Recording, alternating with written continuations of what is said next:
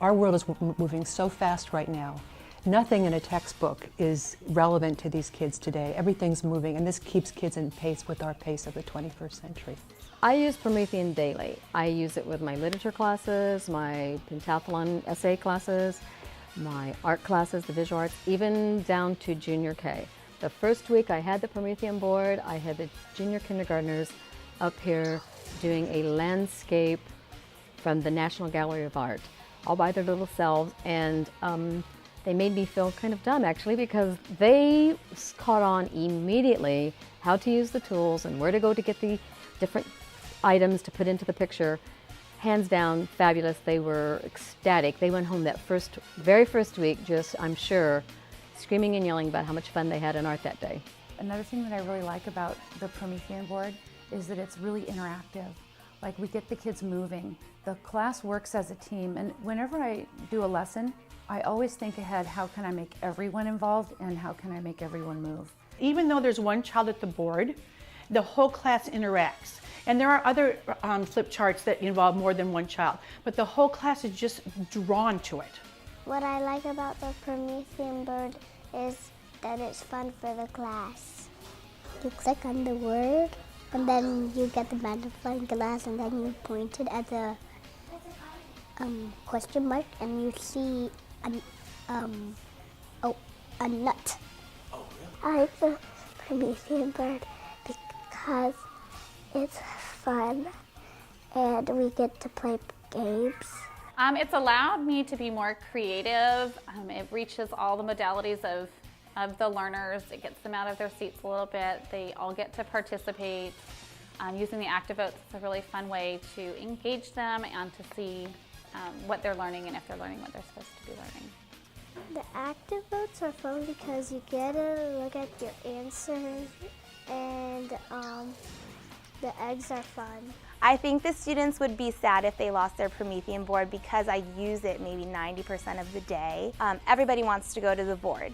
So obviously I'm going to pick the students who are behaving well, who are sitting nicely, who aren't shouting out their answers. I use the active expressions to check for understanding during a lesson. Students are able to, with the active expressions, not only type in multiple choice answers, but also text in their answers, and even for math, text in their numbers so that I know what they are understanding, if I have to slow down, or if I can just move on and make sure that they're getting a more individualized lesson. Even when we were taking the spelling test, when we started passing out the active expressions, then they say, yes, we're doing it on the board. And it's completely different than doing it with the pencil and paper. I would be a very unhappy camper if my Promethean board and expressions went away. They help me so much.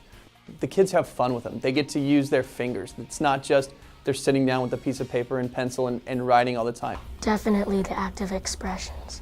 It's pretty awesome because we just turn it on, put in our answers. It's like that. He just checks if we get it right. And if we don't, he just helps us out and explains the equation to us.